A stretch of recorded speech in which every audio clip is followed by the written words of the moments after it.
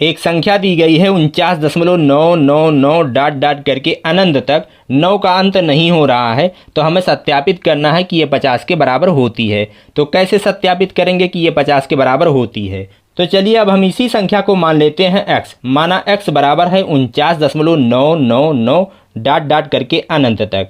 इसे हम समीकरण 1 का नाम दे देते हैं। अब हम क्या करेंगे, यहाँ पे हमें कुछ दिमाग लगाना होगा। हम इस समीकरण के दोनों पक्षों में 10 से गुणा कर देते हैं। किसी भी समीकरण के दोनों पक्ष में यदि हम एक ही संख्या से गुणा करें तो उस समीकरण पर कोई फर्क नहीं पड़ेगा। तो बाएं पक्ष में हो जाएगा 10x और दाएं पक्ष में हो जाएगा 499.999 डॉट डॉट करके अनंत तक। दशमलव एक अंक दाईं तरफ खिसक जाएगा। अब यहाँ बाएं पक्ष में 10x को उतार लेंगे और दाएं पक्ष में 499.99 को हम तोड़ेंगे। तो इसे लिख सकते हैं 450 प्लस 49.99 डॉट डॉट अनंत तक। अब इसे हमने ऐसा क्यों तोड़ा है? क्योंकि 49.999 जो है वो x के बराबर है। अभी इसके जगह पर हम x लिख देंगे। तो चलिए आगे हल करते हैं। तो 10x को ऐसे लिख लेंगे बराबर 450 प्लस x लिख लेंगे, क्योंकि x जो है वो 49.999 के बराबर है। अब x को हम बाएं पक्ष में ले जाएंगे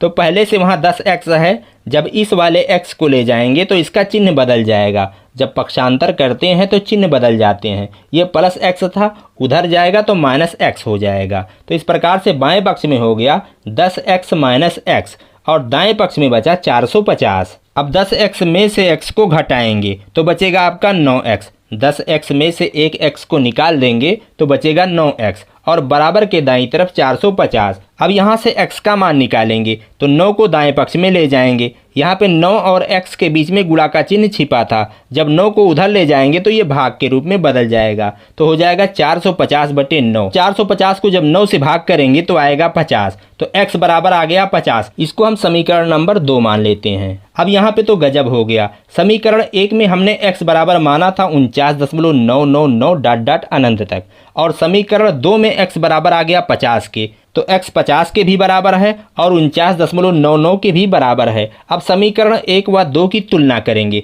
तो लिखेंगे समीकरण 1 व 2 से 49.999 डॉट डॉट ये बराबर है 50 के और हमें यही सत्यापित करना था कि 49.9 वो 50 के बराबर होती है।